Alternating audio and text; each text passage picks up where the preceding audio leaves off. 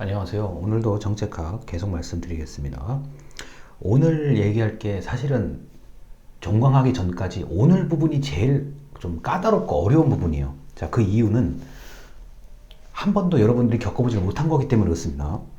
물론 내가 물건을 어떻게 살까, 내가 누구를 만날까, 그러니까 선택, 결정, 우리가 일상생활에서의 선택, 결정과 좀 그렇게 크게 차이는 없는데, 이게 아무래도 이제 불특정 다수, 전 국민, 그리고 우리 동네 주민, 지역사회에 사는 시민들에게 필요한 정책, 사업, 프로그램에 관련된 거다 보니까, 그런 결정을 하는 거다 보니까 나름대로 학자들이 그 결정하는 모습을 여러 가지로 구분을 한 거예요. 자, 다시 말씀드립니다. 사람마다 결정을 하고 선택을 하는 방식이 좀 달라요. 예를 들어서 나는 다 이것저것 꼼꼼히 따져보고 나는 선택을 한다, 이런 분도 계시고, 나는 내키는 대로 직감적으로 느낌이 오면 나는 선택한다, 이런 분들이 있는데, 이제 이거를 좀 더 논리적이고 복잡하고 좀 체계적으로 확대한 모습의 결정입니다. 제가 대학교를 다닐 때는 이 부분을 조금 배우다가 그냥 기말고사를 보고 끝났는데, 이제 제가 지금 돌이켜서 생각을 해보면, 한 20년 정도 흐른 이 시점에서 돌이켜 생각을 해보면, 이제는 이런 모형들이 눈에 보여요. 이런 상황에서는 이런 결정으로 이루어진 거고, 저런 상황에서는 저런 결정으로 이루어진 건데, 내가 옛날에 배웠던 교과서에 나왔던 그런 모습들이에요. 자, 그래서 설명을 드립니다.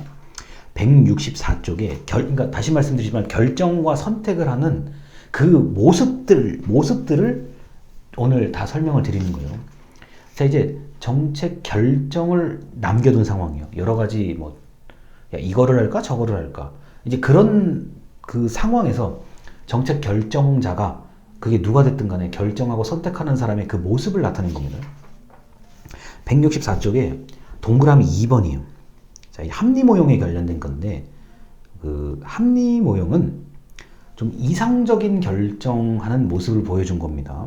자, 그래서 164쪽에 그 아래서 두 번째 줄이요, 첫째라고 되어 있는 거예요. 문제를 핵심을 파악해서 정의한다. 야, 문제는 이 정책 문제는 이것만 해결하면 돼. 목표를 명확하게 정해요. 자, 165쪽입니다. 바람직한 목표를 정하고 우선순위, 뭐를 먼저 하고 뭐를 나중에 해. 그걸 정책 결정자가 이제 판단을 하고요. 세 번째, 대안을 탐색한다. 이 목표를 달성하기 위해서, 문제를 해결하기 위해서 모든 해결책을 다 찾아봐. 본인이 찾을 수도 있고, 어떤 정책 결정하는 그 팀 구성원이 찾을 수도 있습니다. 자, 그리고 결과를 예측한다. 이걸 선택하면 이렇게 될 것 같고, 저걸 선택하면 저렇게 될 것 같아. 그 결과까지 미리 다 결정하기 전에 고민을 해요. 그리고 나름대로 그 여러 가지 대책들끼리 비교 평가를 하면 나름대로 비교를 합니다. 자, 그래서 우리가 이렇게 꼼꼼하고 논리적이고 체계적으로 이것저것 다 고민을 해봤는데, 그 중에 이걸로 결정하는 게 최선이라고 본다. 그런 결정 모습이 합리 모형에 입각한 거예요. 자, 수학, 과학, 이런 걸 전공하시는 분들이 보통 이런 방식을 써요. 이거 선택하면 어떻게 될 거고, 저거 선택하면 어떻게 될 거 같고.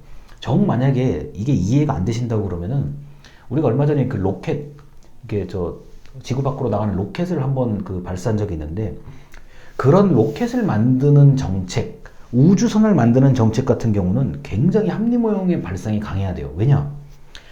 조금의 실수라도 용납이 안 돼요. 조금의 실수만 벌어져도 우주선이 폭파될 수도 있기 때문에, 완벽하게 실패할 수도 있기 때문에, 이거는 모든 걸 다 결정을 해야 돼요. 자, 제일 먼저 할 것, 그 다음에 할 것. 예를 들어서 11월 1일에 할 것, 11월 2일 오전에 할 것, 이게 완벽하게 체계적으로 구축이 돼야 돼요. 이런 결정을 할 정도가 된다고 하면은 합리 모형에 입각한 결정이 되는 게 맞아요. 자, 지금 로켓을 예를 들었는데, 최선의 대안은 뭐냐? 로켓이 정상적으로 목표를 달성하고 오든지, 우주 왕복선처럼 아니면 인공위성이 정확하게 궤도에 정착을 해서 잘 이 지구를 돌고 있는지, 통신이 되는지, 이거는 목표가 뚜렷해요. 하지만 모든 경우의 수를 고려해서 자, 항공 우주 정책, 그 중에 로켓 발사에 대한 거는 매우 엄격한 합리 모형에 속합니다. 자, 그런데 165쪽이 이제 만족 모형. 이제 합리 모형은 끝났어요. 이제 만족 모형. 165쪽의 아래에서 두 번째 줄입니다. 만족 모형은 인간은 제한된 합리성의 기초에서 얻을 수 있는, 내가 알 수 있는 대안을 평가해 결정하는 사람이 스스로 만족할 만한 대안을 선택한다는 것이다 라는 거예요. 이게 뭐냐면은 만족 모형은 합리 모형하고는 좀 다른 게, 합리 모형은 이것저것 다 분석을 해야 돼요. 근데 만족 모형은 제한된 합리성. 야, 인간은 시간도 부족하고 능력도 부족하고 노력하는데 한계가 있다. 제한된 범위 내에서 최대한 찾아본다는 얘기예요. 그래서 어떤 일이 벌어지느냐. 제한된 범위 내에서 할 수 있는 데까지는 해봐. 다 해봐. 열심히 노력을 해요. 그리고 그 결정하려는 사람이나 결정하려는 집단이 본인이 본인을 납득해야 되는 거예요. 아, 내가 이 정도까지 했으면 만족스러워요. 여기서 말하는 만족, satisfy라는 개념은 너도 만족, 너도 만족, 나도 이게 아니라 결정하는 사람의 만족이에요. 나는 이 정도까지 하면 할 만큼 했어. 그래서 이걸로 결정할 거야예요. 노력을 상당히 많이 한 상태에서 스스로 납득이 되는 거예요. 이 정도면 내가 좀 했어. 좀 많이 한 것 같아. 그 수준의 만족이에요. 제가 보기엔 그래요, 이거는요. 자, 그 다음에 167쪽입니다. 최적 모형. 동그라미 1번 배경 특징만 보시면 돼요. 최적 모형은 자, 정책 결정을 할 때 경제적인 합리성과 더불어 직관력, 판단력, 창의력과 같은 초합리적 요소까지 동시에 고려한다 라는 얘기입니다. 자, 이 초합리성이라는 게 어떤 사람은 이걸, 저 대학교 다닐 때 이걸 찍는 거라서 야 이거 찍을까 저거 찍을까 이렇게 생각을 하더라. 그게 아니라요. 경제적 합리성. 자, 이것저것 따질 건 따져보고 그 다음에 초합리성, 도저히 계산할 수 없는 그 사람만의 예측, 직관. 야, 앞으로 몇 년 뒤에는 이렇게 될 거야. 이런 수준의 결정이 정책 결정에서 나타난다고 본 거예요. 자, 그 최적이라는 단어가 영어로 옵티말 모델이라고 얘기해요. 옵티말. 자, OPTIMAL, 옵티말이라는 단어를 쓰는데 이게 뭐냐면은 제가 예전에 이걸 이해를 못했는데 이제는 좀 이해가 되는 것 같아요. 이게 굉장히 집중, 몰입하는 거예요. 어떤 한 정책을 결정하려고 엄청나게 고민을 많이 하다 보면은 이게 직관력 같은 게 생겨요. 실제로 그래요, 이거는요. 야, 이것도 따져보고 저것도 따져보고 내가 자면서도 생각하고 아침에 일어나면서 생각하고 밥 먹으면서 생각하고 화장실 가면 이 정도의 몰입 수준이 된다고 하면 직관력이 생겨요. 아, 이렇게 결정하는 게 옳은 거라는 판단이 생긴다고요. 이게 이해가 안 되시면 이제 미래학자, 야, 우리가 앞으로 4차 산업혁명, 자, 로봇, 사물 인터넷, 자율 자동차. 얘들아, 우리가 영화에서요. 영화에서 이렇게 자동차 핸들 손 놓으면 지가 알아서 막 돌아가잖아요. 돌아가서 자동차 이제 움직이잖아요. 공상과학 영화에 나오는 그런 걸 이제 하시면 돼요. 야, 저거 되겠어? 손에서 이렇게 핸들을 손에서 놓고 다 놓았는데 지가 알아서 간다고? 되겠어? 특히 그 목적지까지 자기가 알아서 간다고? 되겠어? 되죠. 자율주행까지는 아직 좀 부족하더라도 그 목적지를 어떻게 가는데 내비게이션이요. 되잖아요. 항로, GPS 개념에 저 위치 추적 기반에 야, 거기를 어떻게 하면 빨리 가는데 내 경험? 글쎄 잘 모르겠는데 그런 기술이 생길까? 내가 죽기 전에 생겼죠. 어떻게 얘기합니까? 당시에 지금 30년 전 얘기죠. 개개인이 지도를 보지 않고 알아서 알려주는 기계가 생길 것이다. 뭐야, 미쳤어? 저게 뭐, 야, 지도 보고 찾아가야지. 아니죠. 내비게이션이 왼쪽으로 가세요. 몇 미터 뒤에서 오른쪽으로 가세요. 그런 걸 예측해내는 게 사실 최종 모형 개념의 정책 결정이에요. 야, 무슨 말이냐? 이런 거죠. 30년, 40년 전으로 생각을 해봐야 돼요. 자, 저는 이런 계획을 한번 세우고 싶습니다. 야, 뭐야, 미친 거 아니야? 무슨 어떻게, 야, 지도를 보고 찾아가도 힘든데 어떻게 누가 먼저, 말을 먼저 해준다고? 뭐, 왼쪽으로 가, 오른쪽으로 가, 직진을 해. 이런 걸 말을 해주는 기계를 만든다고? 정신이 있어, 없어? 이런 거예요. 그 상황에서, 이거는 반드시 이 사회가 옵니다. 결정을 그렇게 한 거예요. 엄청난 고민을 들여서 결정한 거예요. 근데 그 사회가 온 거예요. 내비게이션이라는 형태로 스마트폰과 결합해서 온 거예요. 이게 최적 모형 개념이에요. 이게 직관력, 초합리성이라는 게 이런 얘기입니다. 그리고 그 168쪽에 이런 얘기가 있어요. 그 그림을 보면은 그림의 오른쪽을 보면 커뮤니케이션과 환류라고 되어 있는 게 있어요. 이게 이 책에서 이 교재에서 말하는 평가와 학습 과정인데 이 최적 모형에서 가장 중요하게 여기는 것 중에 하나가 이제 초합리성 빼고, 응? 그래, 야, 저거 어떻게 어떤 방식으로 결정을 했길래 저렇게 엄청난 결과를 얻어냈지? 문제를 해결했지? 목표를 달성했지? 이제 그런 거를 계속 학습을 하는 거예요. 방금 내비게이션. 자, 그 다음에 우리가 서바이벌 게임이라고 얘기하죠. 이렇게 모니터에다가 이렇게 총 쏘고, 뭐, 가상의 상황, 가상의 적군을 죽이는 서바이벌 게임은 이미 30년 전에 나왔어요.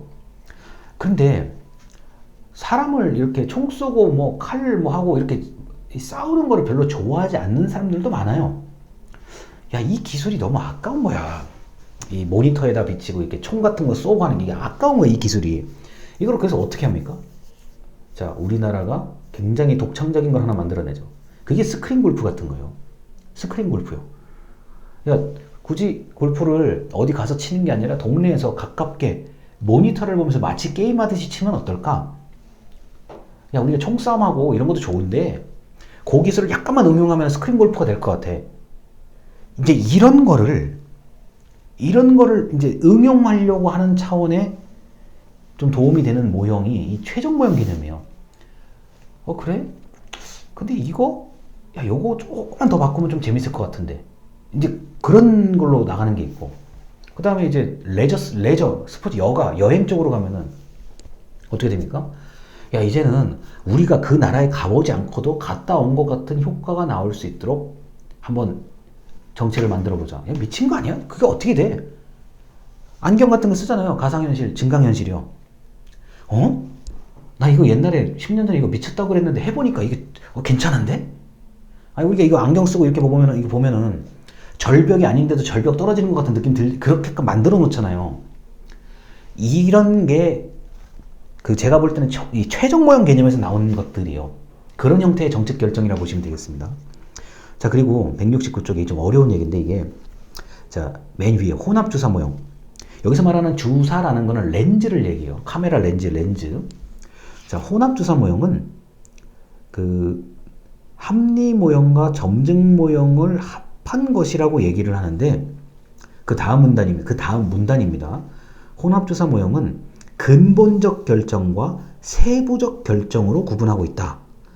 자, 근본적인 결정과 세부적인 결정이 합한 게 혼합 주사 모형이라고 하는데요.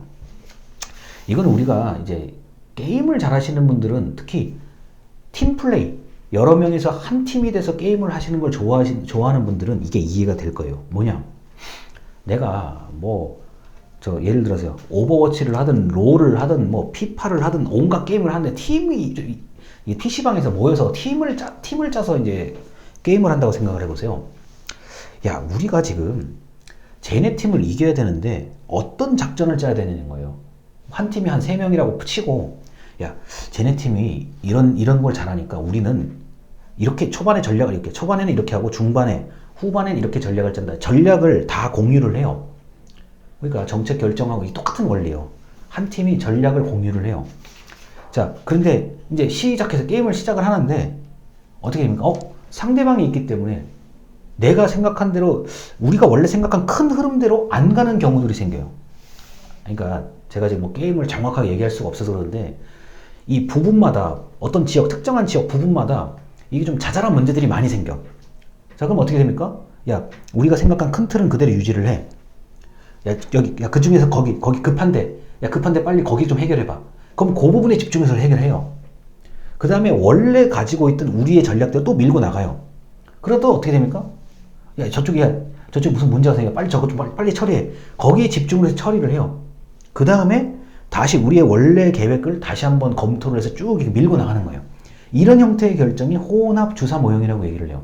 그러니까 렌즈로 따지면은 전체를 보는 렌즈로 봤다가 특정한 부분, 보고 싶은 부분을 보고 다시 전체를 한번 보고 싶은 부분을 클로즈해서 보는 거예요. 이렇게 얘기하면 이제 이해가 안 되실 건데, 이게 어떤 형태의 그 정책 결정, 이건 좀 단위가 커요. 이 혼합주사 모형은. 야, 이거는 외교 정책 같은 거. 야, 우리 대한민국의 외교 정책은, 자, 뭐, 예를 들어서요. 자, 무역을 활발하게 하는 외교 정책으로 간다. 5년 동안 우리 정부는 어떻게든지 무역을 활발하게 하는 쪽으로 맞춘다. 그게 큰 목표예요. 큰 목표는 무역을 활성화한다. 자, 근데 일본하고 무역 문제가 생겼어. 또 뭐 갈등이 생겼어. 야, 그럼 이 큰 틀은 놔두고 야, 빨리 그거부터 해결해. 그 다음에 이제 무역 활성화, 전반적인 정책을 또 이렇게 계속 추진을 하고 결정을 하는 거고. 그러다가 예를 들어서 베트남하고 어떤 일이 생겼어. 야, 그럼 베트남하고 빨리 좀 좋은 쪽으로 빨리 관계를 맺어봐. 거기에 집중을 해요. 그 다음에 전체적인 무역 활성화라는 그 정책 목표를 또 유지해 가면서 또 부분적인 것들을 또 급한 걸 문제를 해결하고, 이런 식의 결정이 혼합주사 모형이에요. 그래서 혼합주사 모형은 단위가 커요. 제가 볼 때는 뭐 국제정책, 무역정책, 그 다음에 이제 미국 입장에서 봤을 때는 대륙, 야, 아프리카에 문제가 있대, 야, 중동에 문제가 있대, 야, 남북한, 한국과 북한에 문제가 있대. 이거를 다 건드려 가지고 보는 거예요. 다 건드려 보는데 나름대로 미국 전체의 외교 정책, 그러니까 국무부 중심의 미국 전체의 외교 정책의 기조, 그 틀을 유지하면서, 야, 한국과 북한 쪽 요새 좀 이게 문제야. 야, 좀 집중해봐. 집중. 그 다음에 전체적인 걸 한번 보고 계속 유지하고, 야, 이번에 중동에 그쪽에 좀 문제가 있야. 좀 해봐. 그렇게 그쪽에도 집중하고, 이거를 동시에 카메라 렌즈처럼요. 넓게도 봤다가 좁게도 봤다가, 넓게도 봤다가 좁게도 봤다가, 이걸 하자는 얘기가 혼합주사 모형이에요. 그래서 이게 제가 대학교 다닐 때 이해가 하나도 안 됐죠. 점적 모형하고 합리 모형을 합한 거? 그렇게 볼 수도 있어요.